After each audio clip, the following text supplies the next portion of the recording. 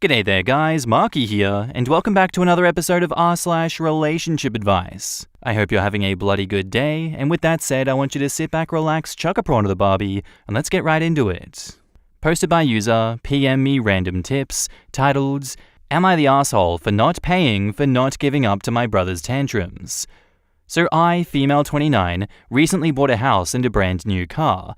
I will admit that I probably splurge on my house more than I should, but growing up very poor, it has always been a dream of mine to live in a nice house. I worked really hard to be where I am, so much so that I undergo countless breakups because I always choose career over boys. My brother, male 25, is currently jobless. He worked as a tour guide before and could barely make ends meet. He has 5 kids now, and counting, as his wife recently announced a pregnancy. He messaged me on Facebook that there is something that he wants to talk about, and I thought that he would want to make me the godmother to his incoming baby. I said sure, and invited him to the house to get his approval about some things that I modified for our parents. I gave him a tour, and he admired my house greatly, saying things like how excited he is to bring the kids to my house. I didn't mind anything about it, as I thought that he meant just a visit, to which I'm more than happy to host them for. Imagine my surprise when he finally sat me down and finally revealed what he wants to talk about. He wants me to give him my house. I clarified whether he meant this house or the other house I bought for my parents, which I still lived in. Still has modifications going on with my dream house. He said the house is big enough for his family, and I can go visit them anytime I like. He even offered that if I really wanted to live there, I can move into the maid's room and modify it for my personal use. I was shocked, and I couldn't speak, as he thanked me over and over for the house. I finally asked him where the hell did that idea come from, and he said that our mother told him that I would give him my house. I of course corrected that, and this is where things had gone south. My brother repeatedly said since my mum said the house is his now, I cannot do anything but give in. I called my mother to tell him to piss off, and lo and behold, my mother sided with my brother. To make this already long story short, my whole family had cut me off and parents disowned me until I gave my brother my house. My father has been brought to the hospital over this fight, and now I feel really bad. The guy I'm seeing now said to just give the house to my brother, and he'll help me to buy another. Reddit, am I the asshole here? Edit, to clarify, the house that they gave away is the newly bought one. One I thought where I could raise 5 adorable fur babies. Family home is in my name too, as I had to take out a loan back then just to buy it. So yeah, it may be obvious that I'm not the asshole at first sight, but I feel like I could be one because my father got hospitalized over the ensuing fight for the house. I think the answer is simple here, OP. Let everyone cut you off, keep both houses, and let them come back begging you to let them back in. I don't think you're an asshole for not wanting to give away 2 houses that you've spent your entire life working for, and now modifying to reach your dream, where your brother is 25 with 6 kids. Oh no, shocker that you don't want to just donate a house to him when he's done nothing to earn it, and nothing to earn your sympathy. Screw that guy. Not the asshole for your actions in this story, OP. Edit 2, I'm trying to read all the comments and I'm just so overwhelmed with your support. I'm temporarily staying at a friend's house ever since. Your encouraging words really helped ease my mood. I finally decided not to give this house and sell the other one to help pay for a vast majority of the loan on my dream house. I also decided to remove my parents' access to my health plans and remove them on my insurance.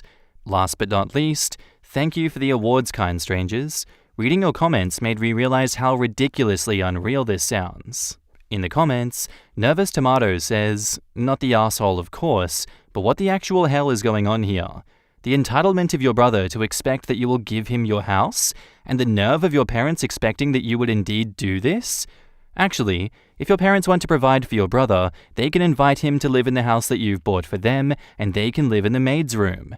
Your family is toxic, OP, and if that's how they see you, as a bank, then cutting you off is a good thing for you. I'd kick everyone but the dad out of the homes that OP owns, both of them, and lock it down with a lawyer for safety. Cameras, all of it. This sub is way too familiar with some insane people. This. I'd be worried because they look like they feel completely entitled to all that OP owns, so they would not even understand what's wrong in trying to get it themselves. They think this way because she bought the family home and paid for it, so why not when she bought the house give it to her brother who really can't afford a house or anything else? Exactly. She owes on the house, and I bet her mum still expects her to make payments after she gives it to her brother too. Certainly her brother can't afford the payments. For them to do this to her after she bought them a house is beyond toxic. And now, onto the update. Hello. So a lot of people have reached out to me since my original post. A lot has happened since then. I'll try to include as many details as I can. So I cut my family off back in December and removed them from all the services that would benefit them connected to me, since I figured, I don't know, hey mum, you told me I'm dead to you, then you get no free house from me anymore. So the reactions from our extended family were just as I expected. Most of the quote-unquote adults sided with my mother. My cousins expressed their support to me. I got uninvited from the family reunion that I initially sponsored, and isn't that just the worst? My aunts and uncles had barricaded the gate when I arrived at my granny's house. I won't expand on this anymore because this still hurts until now. My mother also sued me for selling the first house back in January. It did not reach the higher courts, and I won. Public perception of me got worse though. She and my brother took this defeat to twist the sympathy in their favor. They posted on social media about how I am an ungrateful daughter and I owe them for everything that I have. They also blamed me for my father's death. Yes, he died. I didn't even get to attend the funeral because I was banned. When this happened, I almost gave in and signed the papers to give the house to my brother. I blamed myself and believed them that my selfishness killed my father. At this point, my boyfriend convinced me to take a break from work and talk to a professional. I did just that, and I'm only now just realizing how effed up the way they raised me was. I can't believe it took internet strangers to realize that something was wrong with how they treated me. To be honest, I almost decided to not post an update. It was last month when my therapist suggested that I should do it because this is where me breaking off from them started. On the bright side, I saw how my fiance's family really liked me because of this ordeal. I thought they were just being nice, but shit happened and they supported me every step of the way, especially when my partner had to go overseas for 1 week's stay because of his job. They really took care of me and even assured me that I'm worth more than my family thinks I am. The nicest thing I ever heard in my life came from his mother. Anyway, last July 21st, my father's birthday, my mother reached out to me. She explained to me that she understood that she had no right banning me from his funeral, but at the time, all she could think about was how I cut them off my health plans, and it rendered them incapable of supporting my father's hospitalization. I didn't realize this, and we cried for hours. She said she still blames me though, and doesn't think that she can forgive me. I think I understand her. My therapist told me that thinking of what ifs is counterproductive, but still, if I could go back in time, I would help them with this. My brother won't talk to me and that's fine. This feeling is very much mutual. In the comments, ColdTale9231 says, I believe in natural consequences. You cutting your parents and family off financially after being manipulated and abused is a natural consequence. Your mother can blame you all day long, but her actions are what got the ball rolling. You are amazing and strong for working so hard to move past this. Binzoma says, this is why people say fate does have a sense of irony. OP was willing to give almost everything to her family, but wanted one thing for herself. OP's family wouldn't allow that, so they lose everything else of OP's that they'd already had, and had lots of consequences as a result. You couldn't write a better ending to a Shakespearean tragedy. Their greed and selfishness actually killed them. Sucks to suck. That OP is still being manipulated by these people is insane. OP, you need to keep that no contact up. Your mum showed right away that she hasn't learned anything, changed, nor does she see you as a human being. Just a thing that provides stuff for her. Something tells me that the mum really didn't just contact OP because she suddenly wanted to make amends. I get the feeling that she's trying to get back in OP's good graces in an attempt to get some of that stuff back. Or she fears that because OP isn't supporting her, then what happened to Dad will happen to her too. Don't go back to them, OP. They are destructive and just taking what you've worked so hard for. Don't let them do that. Yeah, that wasn't making amends, it was a guilt trip. Here I am being reasonable, and it's so sad that you can't be reasonable too, as it killed your dad. No, OP. They promised something which wasn't theirs to give and disowned you for wanting to live in your own house. They disowned you, not the other way around. You withdrawing financial support, including health insurance, is a consequence of their action, not something that you chose. Not really. If your father died as a result of lack of medical care, and I'm not certain I believe that, then it's due to your mother's actions, not yours. I still have doubts over the partner who said to just give the house to the brother and he'd then help her buy a new one, according to the original post. Something is very wrong about him too. Now he's convinced her to leave her job, which doesn't reassure me. Playing devil's advocate here, perhaps his initial suggestion was made in dire circumstances. With him watching her struggle over this, it might have just been a spur of the moment, I just want my loved one to stop hurting thought. And here OP says, take a break from work. That could mean just taking a couple of weeks off, not necessarily quitting her job. You might be right, but you also might not be. I don't think that we have enough information to make that kind of judgment about OP's partner. And OP replies, oh, he means well. I showed him the comments about him back when I first made the post, and he made jokes about it. He's actually more well off than me. He made the offer because he just wants my family to stop bothering me about the house. This offer is made back when the things are escalating for the worst. Regarding me taking a break from work, it's what we have been planning even before COVID, and when the travel restrictions eased off, there is always something coming up which pushes our travel plans. However, my work performance plummeted when my personal problems piled on top of one another, so he literally had to beg me to take a break from work. I just feel like I need to clarify this here. He is an absolute godsend. My partner treats me like a goddess. I only had to name it and he would give it to me. And just to wrap this story up, I guess, condolences to OP. I'm sorry that your father died under these circumstances. Though I can't help but feel as though I blame your mother entirely for this situation. Your brother also has a big burden in which he needs to shoulder, and I feel like he needs to admit that it is his fault that a lot of this happened. A lot of people pointed out that the mother was coming back because she probably wants to get back in your good books and potentially be financially supported by you once again. That is up to you as to whether you decide that's a good idea. I personally don't know, given past actions, but hey, I mean, your father is dead now as a result. Maybe she did genuinely change, who knows? I'd love to know what you guys think about this one down in the comments below, let me know. Our next post is by user KCutie, titled, Almost 31 weeks pregnant and still haven't told my family. I have known I was pregnant since October, and I have seen my family multiple times since then, but I've not told them that I'm pregnant.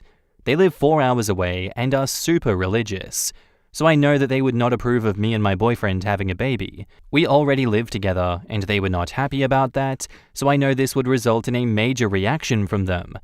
I've put off telling them for so long because I already have enough stresses in my life, and I don't need their negativity on top of everything else. Please just give me some encouragement that it's okay that I've waited so long. I know it's their grandchild too, but after my boyfriend's mum's reaction, I just don't want to tell them at all, even though I know at some point I'll have to. I guess my advice in this situation is, why not just maintain incredibly low contact and tell them that if they do attack you or they have anything incredibly negative to say about this child, they will be cut off entirely and not see their grandkids. It is more than acceptable to create and maintain boundaries, and if they try to overstep those boundaries, they know what the consequences are, and therefore they only can be blamed for their actions and not you. In the comments, Susie0701 says, just because it's their grandchild, they have no rights to your peace and tranquility. You are the parents, and if they can't get over themselves and their judgment to be positive and support you, they get a strict info diet, even to the point of an announcement after the birth, if you think that is what is best for your peace. There may be some uproar, but there will be a whole, adorable, sweet-smelling, squishy baby to soothe hurt feelings. And a little blunt honesty may be in order. Mum, Dad, you've been very disappointing and judgmental about how I choose to live my life, and vocal about your opinions. If you'd like to be included in mine and my baby's lives, you need to keep your opinions to yourself and let me work out what I think is right. Congratulations, Mama and Daddy. This is a very exciting time, and I wish you all the best with your coming soon angel of sweetness. Bachelor Pizza Rolls replies, 100%. There are plenty of people who cut out grandparents because of poor behavior. OP, your only obligations are to your child and your co-parent. And even for the co-parent, your obligations are only related to them being your co-parent/partner. When you become a parent, they say you need to act like you're on a plane. You need to put on your oxygen mask before the babies. It means if you don't take care of yourself, you can't take the best care of your baby. So if dealing with your parents limits your ability to care for your child, then you need to manage that so you can take care of yourself first and your baby. 404 user not found says, it's okay to hold that information back for your health and that of your baby. You and your boyfriend are taking steps to watch out for baby, and that's good. You're going to be a great mom. Your parents may make an issue about the baby being their grandchild, but the more important relationship is yours as parent to the baby. Parent beats grandparent in the rock, paper, scissors of relationships. Grandparents have absolutely no rights under law unless there is an established bond between child and grandparent. They have no right to knowledge of the child or a relationship with the child. If you've made your choice knowing their reaction would be unsupportive and could cause you profound stress, you are making choices that are in the best interest of your unborn child, and that is precisely what you need to do now and going forward. From now on, your first family will come second to the family that you are building, most especially the best interests of your baby. You don't owe your family an explanation about your life or your choices once you are an adult over the age of maturity. They will, of course, eventually find out, and there will, of course, be difficult conversations and maybe some degree of confrontation while they adjust to the news and the hurt that they were not included in your pregnancy, but do remember, you don't owe anybody anything except your baby. Your family will eventually get over their hurt feelings and move on, or they will stay angry and not move on, but either way, that's their crap to deal with, not yours. Put your focus on your own needs and that of your child, and try to disregard the noise from others who surround you. You got this, OP. And now, onto the update. I told my parents I'm 34 weeks pregnant. Some of you may remember my post a few weeks ago seeking encouragement because I hadn't told my very religious family that I was expecting a baby with my boyfriend. I just wanted to come back on and give you all an update on their reaction. I ended up sending a card like some of you had suggested, and it definitely was the best route. I bought a card off of Etsy and put a few ultrasound pictures in it, as well as a note asking them to process everything before they reach out with their reaction. They got the card on Saturday night, and I got a text from my mum on Sunday morning. The first line of the text reads, "I already love her," which sent me into tears. I got the best possible outcome. I was not expecting them to be so supportive and loving towards me. They're excited to meet her, and I feel like a huge weight has been lifted off of me. In the comments, CatDaddy021 says, "Thank you for taking the time to share your update. That brought some good feelings to my day. I actually also have some religious parents and shared something I was very nervous about since it didn't really fall in line with church teachings. They had a similar reaction, so I'm always happy to see accepting parents. Congratulations, you've already got such a great village for your little bean. My mum was very religious with us growing up, no sex before marriage. Now I'm almost 30, and she doesn't care how she gets grandkids, just that she gets them." Taken by Lovely says, "When I told my mum I was pregnant at 19, she lost her mind. She threw down the phone and ran around hollering.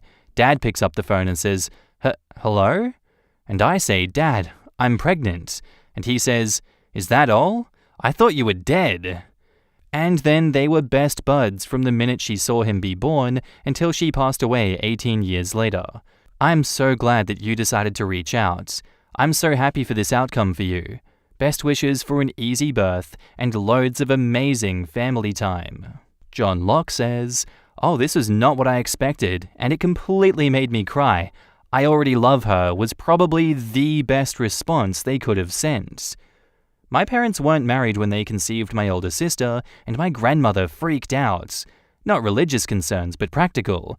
It was going to ruin my mother's career. They hadn't been together nearly long enough. They lived too far away, and their mothers wouldn't be able to babysit, etc., etc. They should abort and wait for a better time. My grandpa waited until all the hullabaloo and shouting had blown over, and Grandma had left for work the next day. Then he climbed up to the second floor where my mum was sleeping, gave her a big hug, congratulated her, and said he couldn't wait to meet his grandchild. Mum and Dad got married 6 weeks later, and here we all are after 35 years. Grandpa was mentally ill and often borderline incoherent, but in that particular moment, he said exactly the right thing. Damn, that was a beautiful story too. To cap off, an even more beautiful story. Someone cutting onions in here? I don't know what to say about this one other than those were two beautiful stories, and I very much enjoyed them, and I'm very happy for OP, and very happy for that last commenter. I wish them nothing but the best. So glad that things worked out for everyone here. What do you guys think of this one? Let me know down below. Our next post is by user FrontMushroom1299, titled, "Am I the asshole for not paying fully for my daughter's college, but paying for my stepdaughter?" I have one daughter, Sarah, and a stepdaughter, Kate. Sarah's mum and I divorced when Sarah was 13. Regrettably, Sarah and I do not have a close relationship as I live in a different state and her mum had full custody and I only got visitations. I met my wife 1 year after my divorce and she and Kate moved in with me when we got serious. Sarah refused to come to the wedding and didn't bother to get to know my wife and Kate. During our divorce proceedings, my ex and I agreed that we would each put aside $40,000 for Sarah's college, enough for 4 years. There is $90,000 in that account. My ex added a bit more. To be honest, Sarah was never interested in college, nor did she do well in school, so I didn't really think about it. Since Sarah is graduating this summer, she came to me and told me that she had gotten into a very fancy fashion school that was more expensive than the budget, as she would be an out-of-state student as well. She asked if I would pay for it, and I said no. I and her mother agreed on the cost, and as I am paying for Kate as well, I simply cannot afford it. Kate got early admission into an elite university for medicine, and I promised my wife I would take care of it. Sarah started yelling at me and behaving in a very childish manner. She said I abandoned her and her mum, and I favored Kate. None of that is true. I told her she had plenty of money for her college, and quite frankly, paying that much to study fashion is ridiculous. She cussed me out and left. I was very angry as she came to see me in my office, and all my co-workers heard her. I texted her that I expected an apology, and she texted back cussing me out and uninviting me from her graduation, which was this past week. We haven't spoke since then, and she's blocked me on everything. Edit: I see a lot of assumptions about my parenting already. Please judge what is being asked. I did my best with Sarah. The only reason I moved was so that I could make more money to send to her, so she could go to private school and have the same lifestyle she did when I was married. I showed up for every single visitation and traveled every single time. The only time she was expected to travel to me was for my wedding, which she refused to do. My ex resented me for starting the divorce proceedings, and she and Sarah view my wanting a divorce as me abandoning Sarah. I did my best to make my marriage work, but it just didn't. There was plenty of alienation from my wife's side, especially after I got married. I spent plenty of visitation days in a hotel room because Sarah wouldn't come out of her house to see me. I did my best to be there for her. She knew all along what the budget for her school was. If she had told me a year or two ago that she was planning on attending this school, I could have saved up, but this is just too last minute and I do not have the money. Edit 2, I studied art, and I have no issue with her choosing fashion, but paying that much is not necessary for that degree. Different degrees require different levels of cost.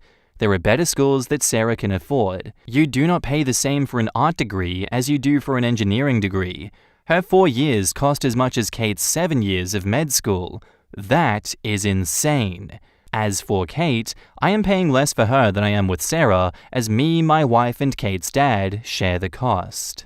I don't know, Chief. Even after these edits, I'm not quite on your side. It does seem like you've put yourself in a rock and a hard place situation, and while you don't have to completely pay for everything on Sarah's side, it does seem as though there's a bit of favoritism going on.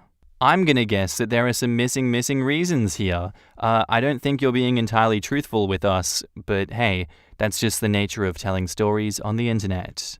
Just from the vibes of the entire post, I'm gonna go with you're the asshole for this one. I'm just not liking it. In the comments, Look Out Comrade says, you lived with your daughter until she was 13 and then disappeared? Kind of a dick move. I think you only got visitation rights and didn't take advantage of them. Blanquita Perla says, you're the asshole. You had me up until you showed favoritism towards Kate's choice of career. Your snark towards Sarah's career choice was uncalled for. You mentioned that your relationship with Sarah isn't the best, but have you put an effort into salvaging that? Did you go and visit her and call her and make contact with her through those rough teen years? My daughter doesn't want to see me. Oh geez, what do I do? Oh, you got into fashion school? Silly girl. I'm not giving you extra money for such a silly little career. Parent of the Year. You're the asshole, massively. 1. You met your current wife a year after your divorce. It is not unreasonable for Sarah, a child, to have found this hard. As a parent, it is your responsibility to A. maintain a relationship with your child, and B. help her get used to your new family. 2. It is clear that Kate is your priority, which frankly is completely wrong. Your responsibility first and foremost is to your biological daughter. 3. Frankly, paying that much to study fashion is ridiculous. Yay! Here comes the academic snobbery. I assume you're a naturist, given your disdain for fashion and clothing. 4. She cussed me out and left. I was very angry as she came to see me in my office, and all my co-workers heard her. Once again, you show that you don't give a shit about your daughter. It's all about appearances. By studying medicine, Kate helps fulfill your snobby prestige fantasy. Sarah, meanwhile, isn't afraid of telling the world that her father is a raging asshole. And that's where I'm going to end today's episode, guys. I do hope you enjoyed. If you did, let me know what you thought about this, and I'm going to see you in the next episode. Bye.